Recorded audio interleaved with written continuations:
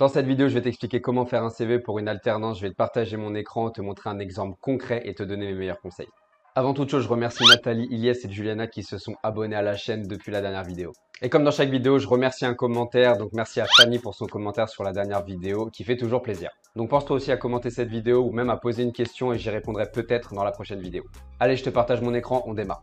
Dans cette vidéo, je ne vais pas te faire le full CV. Par contre, je vais te transmettre les infos clés que tu dois absolument mettre dans ton CV et mes meilleures astuces pour te démarquer. Donc, regarde bien. Donc là, je suis sur Canva, le site Canva, je pense que tu connais, canva.com. On va mettre CV. Tac. C'est un site que je critique pas mal parce que les CV sur le fond sont pourris, mais sur la forme, globalement, ils font le job.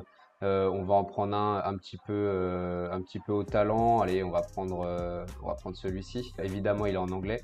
Donc là, si je dois mettre un CV, donc on va le faire étape par étape. Mais je t'invite à bien tout suivre et à prendre le temps parce que c'est hyper important et tu pourrais rater des informations. Déjà au niveau de la photo, il faut que tu aies une photo où tu as un grand sourire. Une photo où tu n'as pas le sourire, elle n'a aucune valeur. Donc ce qui est hyper important, c'est bien ça. Tu vois, par exemple, hop. Voilà, une photo où tu as vraiment un gros smile. Tu vois, cette photo-là, avec le costard et tout, si j'ai pas le sourire, elle n'a aucune valeur. D'accord? Ça, c'est un truc qui est hyper important déjà à bien comprendre. Le nom et le prénom, c'est écrit beaucoup trop gros. Ça, on va pas te recruter parce que tu t'appelles Margarita Pérez. Moi, je vais le faire avec mon nom et mon prénom. Tac. N'hésite pas à t'abonner à la chaîne YouTube d'ailleurs, parce que du contenu concret comme ça, il y en a toutes les semaines. Donc, voilà, pense-y pour ton futur, c'est hyper important. Tac, c'est pas aussi divertissant qu'un abonnement chez Squeezie, mais c'est tout aussi utile, voire plus. Tac, donc là après, bon, tu mets des polices, on s'en fout un peu. Tac, et encore là, pour moi, c'est écrit trop gros, je l'aurais peut-être même plus mis par ici. Pourquoi? Parce qu'en fait, hop, tu vas mettre, voilà, ici, voilà, tu le mets en gras si tu veux. Voilà, tu le sens. Bon, bref, je vais pas te faire un truc, voilà, moi ça c'est pas mon CV, je prends une trame au hasard, mais. Et ici, tu vas mettre le poste pour lequel tu postules, ok? Chargé de marketing, par exemple, tu vois. Voilà.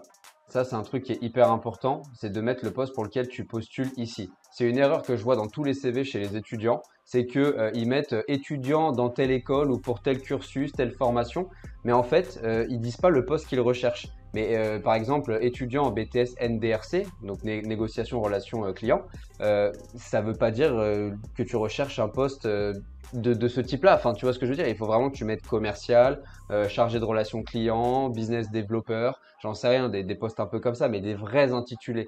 Voilà. Et puis le fait de mettre CV sur son CV, ça ne sert à rien. Autre chose qui va être important, ça va être de mettre donc les skills, en fait, c'est les compétences, d'accord? Ici, hop, c'est les compétences. Donc là, tu vas me dire, je suis étudiant, je sais pas trop quoi mettre, je démarre dans la vie. C'est simple. Aujourd'hui, si tu cherches un poste en tant que chargé de marketing, tu vas devoir mettre des compétences liées au marketing. Et si tu veux travailler dans le marketing, il faut absolument que bah, tu mettes, que tu te formes dès maintenant en fait là-dessus. Donc par exemple, en marketing, on va parler d'analyse d'environnement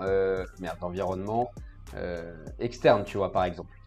Donc là, il faut absolument que toi, tu te formes de ce côté-là. Et ce que tu vas mettre dans ton CV, c'est pas forcément que des choses que tu as déjà faites en entreprise. Si tu n'as pas d'expérience, comment veux-tu avoir un CV avec un minimum de texte si tu n'as pas d'expérience? C'est impossible. Donc, il faut absolument que tu mettes des choses en lien avec ce qui est demandé dans l'offre d'emploi, en fait, tout simplement. Et que tu te formes à côté, ça c'est super important.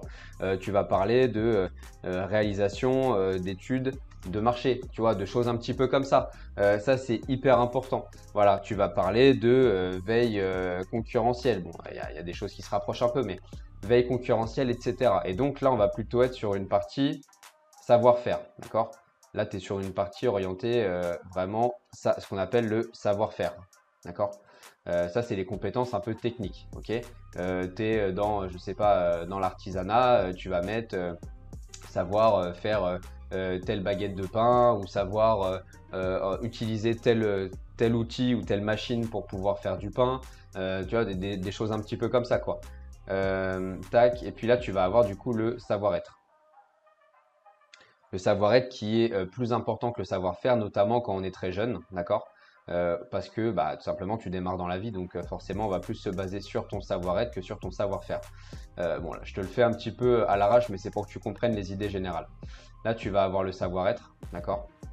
ici, et là tu vas mettre des compétences qui sont demandées dans l'offre mais qui te correspondent. Ça peut être en marketing par exemple, tu vas avoir la rigueur qui est très importante en marketing, tu vas avoir la curiosité qui est hyper importante dans ce domaine-là.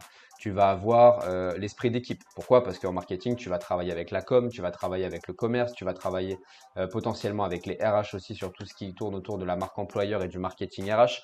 Voilà, bref, avec tous les services quasiment. Donc, c'est hyper important de mettre aussi tes compétences relationnelles. Ok, ici, tu vas avoir tes expériences pro. Donc, parcours pro, tu peux mettre ça si tu veux. Parcours pro, ici je ne vais pas forcément détailler, alors tu mets toujours évidemment du plus récent au plus ancien, du haut vers le bas bien évidemment. Voilà, là tu mets, alors ici, très important, ici tu vois dans la trame c'est marqué l'entreprise et en dessous le poste. Donc à la lecture, on voit le nom de l'entreprise en premier. Si tu as déjà de l'expérience en marketing et que tu postules pour un poste en marketing, vaut mieux que tu mettes le poste de marketing en premier pour que le recruteur comprenne que tu as déjà de l'expérience dans ce domaine-là. D'accord? Donc là, on va inverser. On va plutôt mettre ici, imaginons que tu étais, je sais pas, chef de projet marketing, je dis n'importe quoi. Tac. Et là, tu mets le nom de la boîte. Par contre, là, tu mets, je sais pas, Altis, je dis n'importe quoi. On va mettre Assure ton avenir, qui est le nom de mon entreprise. Voilà, chez Assure ton avenir. Voilà. Et après, là, tu expliques ce que tu as fait, réalisation de machin, etc. Ici, détail important, essaie de mettre des données chiffrées. Ça, c'est un truc qui est super important et qui manque dans beaucoup de CV, notamment chez les jeunes. C'est que ils font les choses et tu fais les choses, mais tu ne sais pas pourquoi tu les fais.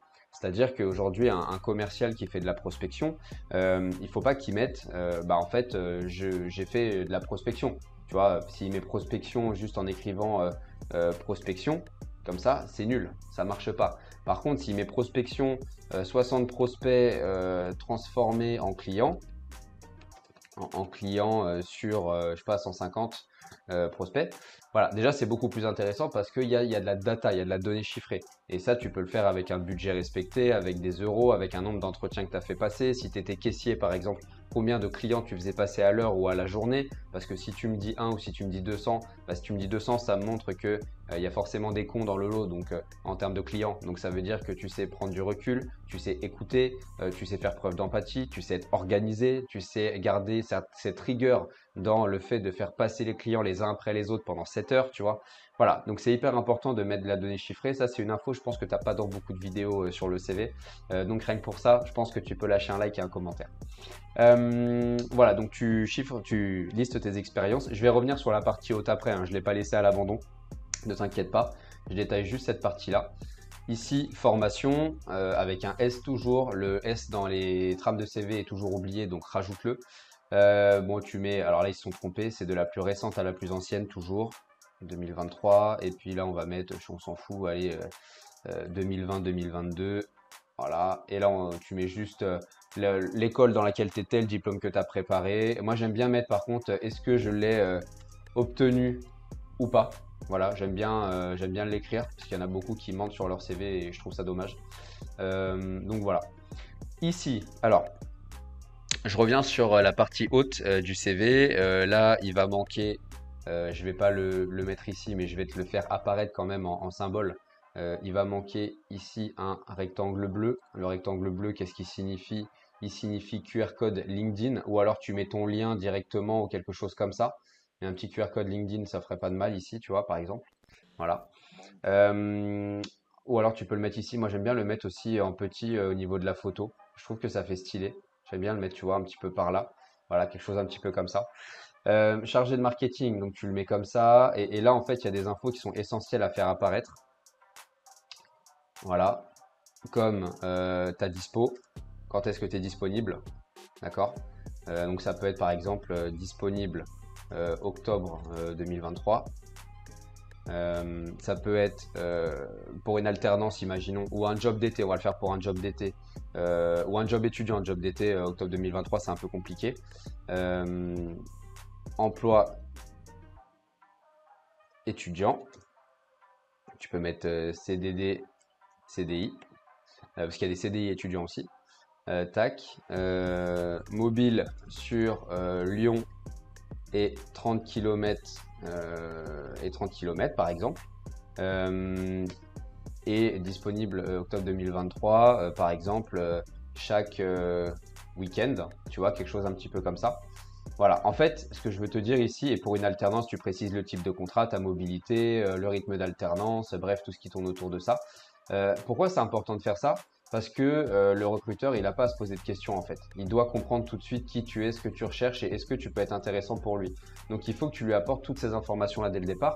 Et ces informations-là, il manquent dans toutes les trames de CV que tu as sur Internet, elles n'apparaissent pas. Donc ça, il faut absolument que tu arrives à l'indiquer.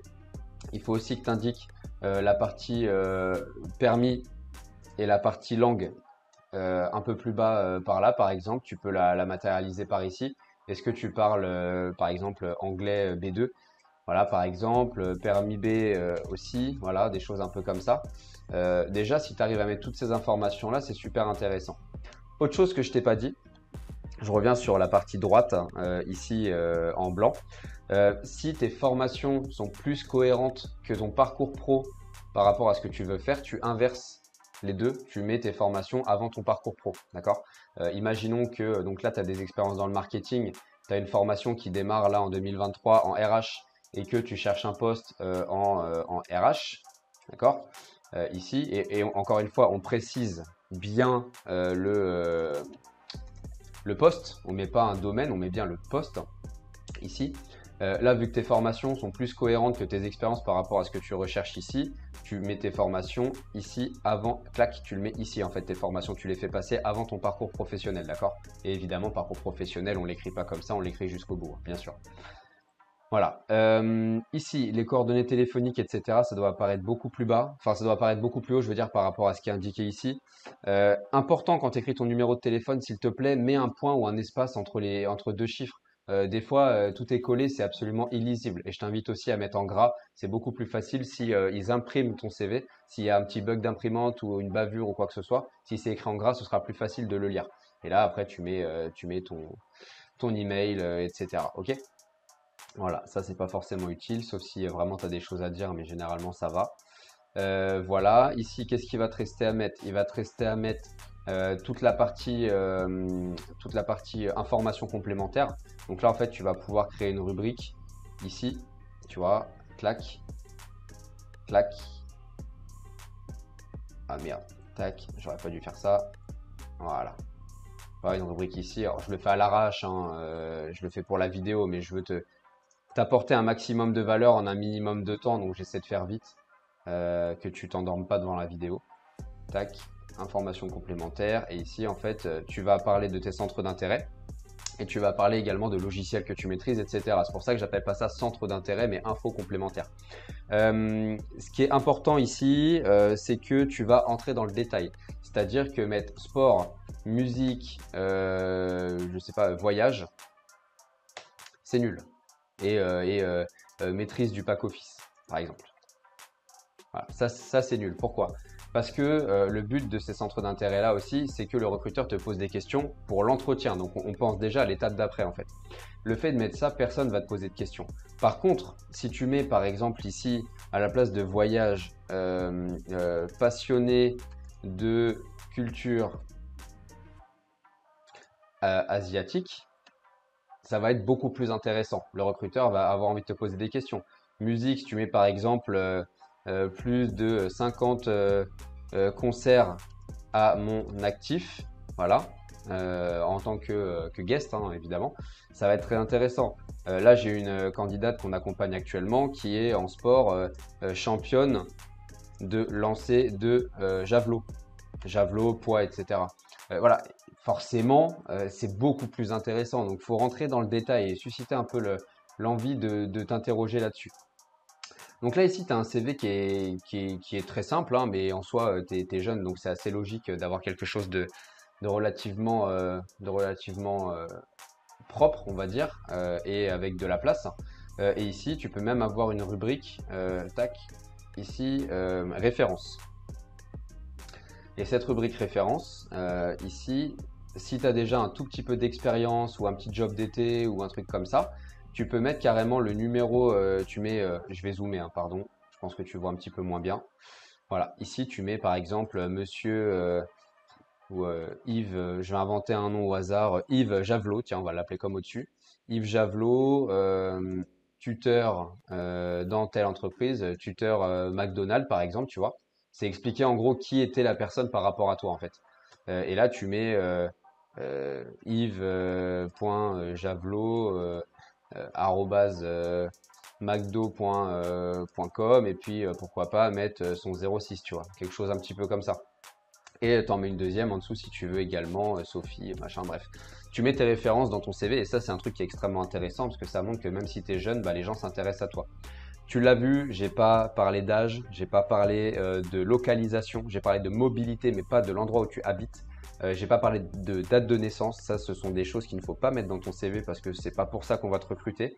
Voilà, donc la photo, des rubriques claires, des informations sur ta recherche de manière générale. Voilà. Sur les langues, le permis, compétences, il y a du savoir-faire et du savoir-être. Tu peux parler, si tu es dans l'informatique, tu peux même avoir une troisième rubrique, là à l'horizontale, orientée un peu outils informatiques, d'accord, langage et tout ça. Donc dans ce cas-là, le CV, il faut peut-être le faire sur une seule grande colonne, peut-être. Parcours pro du plus récent au plus ancien, etc. Voilà.